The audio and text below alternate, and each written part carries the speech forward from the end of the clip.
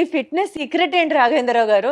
ఎప్పుడు ఆ స్మైలు, ఇన్ని యాక్టివిటీసు, చాలా జోష్‌ఫుల్‌గా ఉండడం, సరదాగా ఉండడం. అసలు మీ ఫిట్‌నెస్ సీక్రెట్ చెప్పండి. మీరేం తింటారు చెప్పండి? తిండిదేం లేదు కానీ ఎక్కువ ఫూల్స్ ఉన్న చుట్టూ ఉంటారు.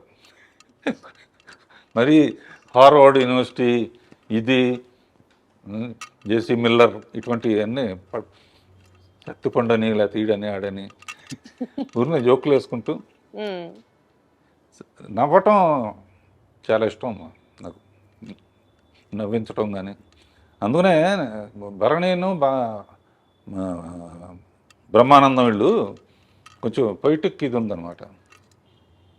నేను 2-3 కొటేషన్స్ అందరూ రాస్తున్నాక మనం ఎందుకు రాయకూడదని చెప్పి అందులో కూడా. ఆ, హ్మ్. మనం అనుకున్నవన్నీ జరిగి ఉంటే ఇప్పుడు జరిగినవన్నీ మనం అనుకున్నవి కావు. వాహ్! మనం నువ్వు కూడా అనుకో, అనుకున్నవన్నీ జరుగుంటే, ఇప్పుడు జరిగినవన్నీ మనం అనుకున్నవి కావు. నువ్వు అంతేగా. అంతేగా, అంతేగా.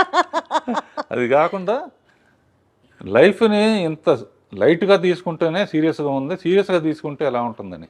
హ్మ్. అంతే హ్మ్. కదా. హ్మ్. అదొకటి నాకు చాలా ఇష్టమైంది. అది మెయిన్ అనమాట. లైఫ్ని ఎంత ఇది వచ్చినా కూడా దాన్ని వెల్కమ్ చేయటం, జోకులు వేసుకుని రే పోయిందిరా సినిమా పోయింది రా. అసలు సో మీకు ఏది ఆ బాధ గాని, ఆ ఫ్రస్ట్రేషన్ గాని మిమ్మల్ని అసలు టచ్ చేయవు అన్నమాట అయితే.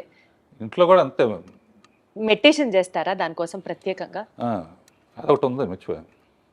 పొద్దున్నే ఓ రోజు స్విమ్మింగ్ పూల్, ఓ రోజు పిలాటే, ఓ రోజు స్ట్రెచ్చింగ్ ఎక్సర్సైజ్, ఈవినింగ్ యోగ నిద్ర మెడిటేషన్. ప్రతిరోజు. పికిల్ బాగా అవగానే స్నానం చేసి ఒక 40 minutes మెడిటేషన్. సో టైముని అలా విభజించుకుంటా. పని లేకపోతే నాకు ఏదో చెయ్యి కాలు ఆడదంటారే. అందుకనే మీరు ఆ 16th ఇయర్ దగ్గరే ఆగిపోయారు రాఘవేంద్రరావు గారు. ఇంకా అసలు ఏజ్ ముందుకి రాలేదు అంతే. హ్యాపీగా ఎప్పుడు సరదాగా ఉండటం. ఈ వాళ్ళ దగ్గర నుంచి నేను నేర్చుకుంటున్నానమ్మా, నా దగ్గర నుంచి వాళ్ళు నేర్చుకుంటున్నారు. కొంతమంది చెప్తారు కదా, కేజీ 1200 రూపాయలు ఉండే బియ్యం తింటాం, లీటరు 5000 రూపాయల నుంచి 10,000 రూపాయలు ఉన్న డైరెక్ట్గా హిమాలయాస్ నుంచి తెచ్చిన వాటర్ తాగుతాం, అదే మా బ్యూటీ సీక్రెట్, అదే మా ఫిట్నెస్ సీక్రెట్ అంటారు కదా. అట్లాంటి ప్రత్యేకమైన తిండ్లు మీరేం తినరా? అసలు తిండి కూడా లేదు అసలు. ఏదో ఇప్పుడు తర్వాత ఏంటంటే జనరల్గా రోజు పొద్దున పూట కూడా ఇడ్లీలు, వడలు, దోశలు తినేవాళ్ళం. ఇప్పుడు ఏంటంటే ఒట్టి నట్స్ను, ఫ్రూట్స్, మధ్యాహ్నం lunch, night only tiffin. So అదన్నమాట మీ సీక్రెట్. ఆ గ్యాప్లో చిన్న పర్సనల్ ఇంట్రెస్ట్. పర్సనల్ ఇంట్రెస్ట్ ఏంటి? ఏదో కాలక్షేపానికి కొంచెం ఒక రౌండ్ వేసుకోవటం. Such an honest, sweet and an humble answer from your end. అసలు సూపర్. ఎటు మనం ఈ విషయాలు మాట్లాడుతున్నాం కాబట్టి రాఘవేంద్ర గారు, నాకు ఇందాకటి నుంచి మిమ్మల్ని చూస్తున్నాను, మీతో మాట్లాడుతున్నాను కానీ నా ధ్యాస అంతా మీరు షర్ట్ మీద పెట్టుకున్నటువంటి ఆ గ్రీన్ అండ్ వైట్ బ్రోచ్ మీదకి వెళ్తోంది. అసలు అదంతా క్యూట్గా ఉందంటే ఏంటి చెప్పండి, దాని సిగ్నిఫికెన్స్ ఏంటి, దాని బ్యూటీ ఏంటి? ఇది మా అమ్మాయిలు ఏంజల్ ఉంటే మంచిది అంటారమ్మా. ఏంజల్. ఏంజల్ ఇళ్లలో కూడా ఏంజల్ బొమ్మ పెడితే చాలా, లేకపోతే నువ్వు కూడా పెట్టుకో ఇంట్లో. ఇది పెట్టుకో అని చెప్పి మా పిల్లలు ఇచ్చారు. ఇది వాళ్ళు ఇచ్చిందంటే నాకు వాళ్ళంటే నాకు ఎంత ప్రేమో, ఇది అంటే అంత ప్రేమ అనమాట. దీంతో చాలామంది అడుగుతారు, ఇది ఎక్కడ పోతుందో అని చెప్పి 2-3 ఒక్కోసారి పడిపోవచ్చు కదా. ఒకటి మట్టుకు అందరూ 2-3 ఎప్పుడూ పెట్టుకుంటాను. ఒకటి మట్టుకు ఎక్కడ పడాలో అక్కడ పడుతుంది. గొప్ప వ్యక్తి అక్కినేని నాగేశ్వరరావు నిర్యాణం చెందినప్పుడు అన్నపూర్ణ స్టూడియోలోనే ఇది చేశారు. ఫైర్ లాస్ట్ రైట్స్ అన్ని అక్కడ చేశారు. నాగార్జున ఎక్కువ ఎమోషనల్ అయితే నేను గట్టిగా కావాలని ఇంటికి వచ్చి చూస్తే ఇది లేదు, అందులో పడిపోయింది అనమాట. అందుకనే ఎప్పుడు సేఫ్టీకి దానికి నేను చాలా హ్యాపీగా ఫీల్ అయ్యాను. ఒక గొప్ప వ్యక్తికి ఇలా అనేక మెట్టు మీద మెట్టు మీద మెట్టు. ఎల్వి ప్రసాద్ గారు అనేవారమ్మా, అంటే ఆయన సినిమాలో చైల్డ్ ఆర్టిస్ట్గా కూడా చేశాం. నేనంటే బాగా ఇష్టం ఆయనకి. రాఘవేంద్ర సినిమా పెద్ద హిట్ అయిందని వాళ్ళ అబ్బాయి చెప్పాడు అనుకో, రాఘవేంద్ర ఎంత పైకి వెళితే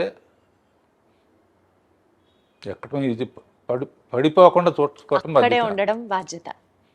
పడిపోకుండా చూడటం, ఎంత హైట్ వెళ్తే అంత బాధ్యత పెరుగుతుంది. అట్లా is a beautiful journey all over. ప్రత్యేకంగా అండి సీనియర్ ఎన్టీఆర్ గారితో మీరు చేసిన ప్రతి సినిమాలో ఆడియో బ్లాక్ బస్టర్ హిట్ అంతే. చక్రవర్తి గారు మ్యూజిక్ అనుకోవచ్చు, లేకపోతే వాట్ ఎవర్, కారణాలు ఏంటో మీరే చెప్పాలి. కానీ అసలు ఆ పాటలకి మీరు దగ్గరుండి రాయించుకునేవారా, లేకపోతే ఎన్టీఆర్ గారే రాసేవారా? అసలు ఏంటి ఆ మ్యాజిక్? యాక్చువల్గా అమ్మా, ఇందాక చెప్పినట్టు రామారావు పిక్చర్ రాగానే ఎట్టి పరిస్థితుల్లో సక్సెస్ చేయాలి అన్నది ఒక అప్పుడు ఏంటంటే నాగేశ్వరరావు డ్యాన్స్లు అంటే బాగా విపరీతంగా స్టెప్పులు విజిల్స్ చేసేవాళ్ళు.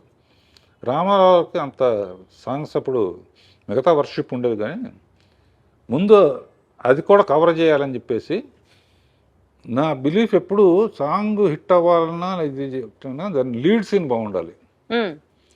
సో సాంగ్స్లో ఆయన ఫెయిల్ అవ్వకూడదు అనుకుని ఆరేసుకోబోయే పారేసుకున్నాను అనే అడవి రౌండ్ల పాట మాధవన్ గారు మ్యూజిక్.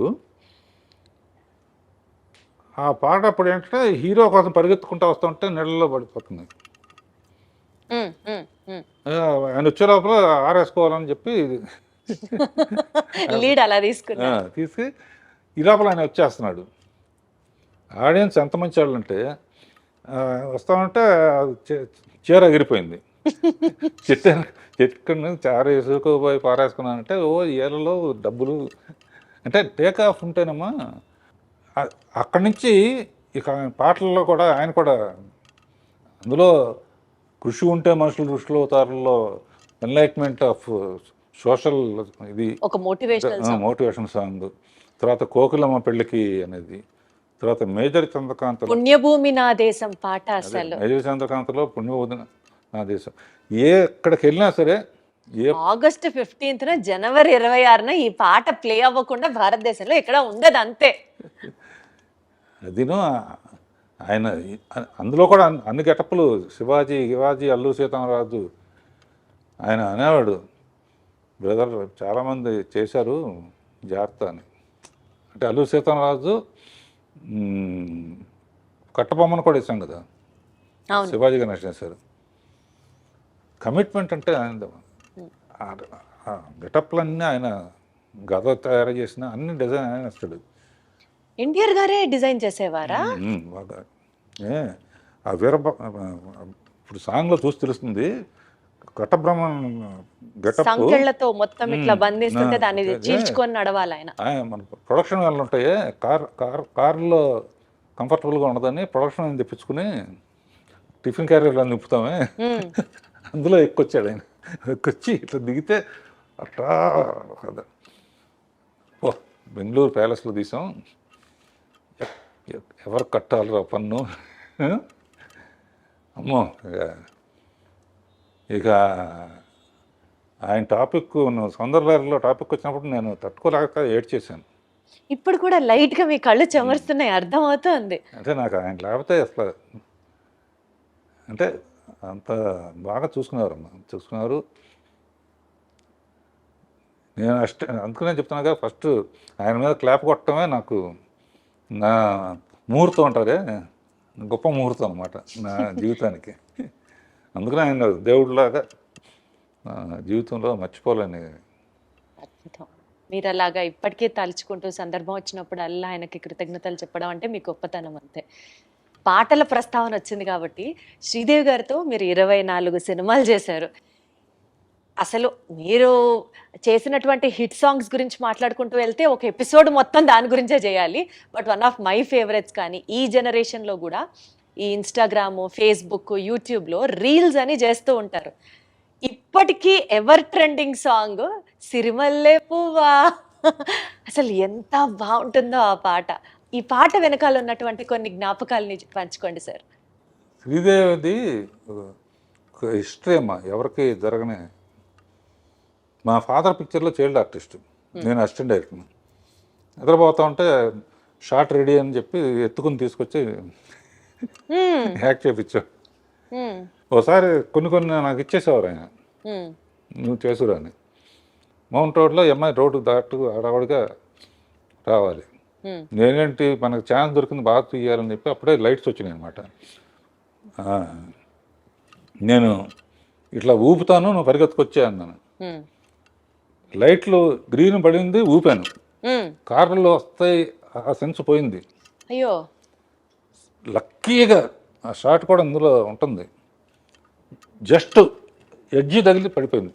పడి అన్కాన్షియస్ అయిపోతే ఎత్తుకుని నాకు జైలు ఇవన్నీ కనపడినాయి అనమాట. అయ్యో, ఏమవుతుందా, ఏ రిస్క్ అవుతుందా. అలా స్టార్ట్ అయ్యింది. ఆ తర్వాత పెద్దమ్మాయి అయిన తర్వాత ఫస్ట్ అటు ఇటుగా ఉన్నాయి. తమిళ్ 14 బాగా. సో దానికన్నా బాగా తీయాలన్న ఛాలెంజ్తో ఆ సిరిమల్లె పువ్వ పాట ఒరిజినల్లో కూడా భారతరాజు గారు చాలా బాగా తీశాడు.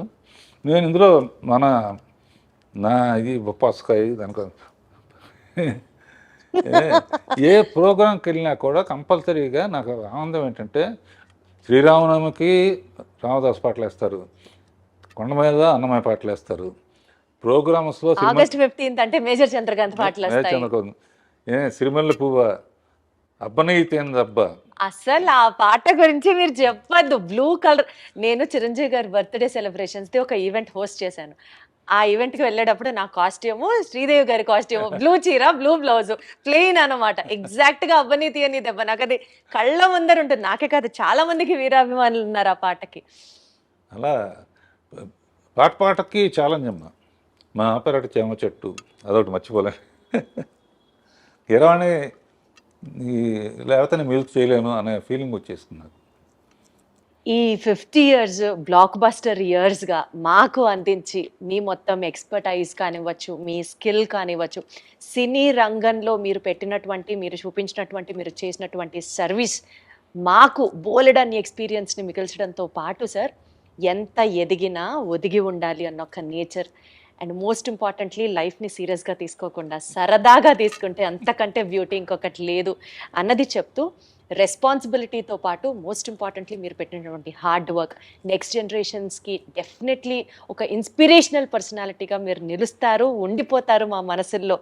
మరొకసారి మీకు శుభాకాంక్షలు తెలియజేసుకుంటూ thank you so much Raghavendra garu. Thank you అమ్మా. Thank you audience. ఐ డ్రీమ్కి థ్యాంక్ యూ.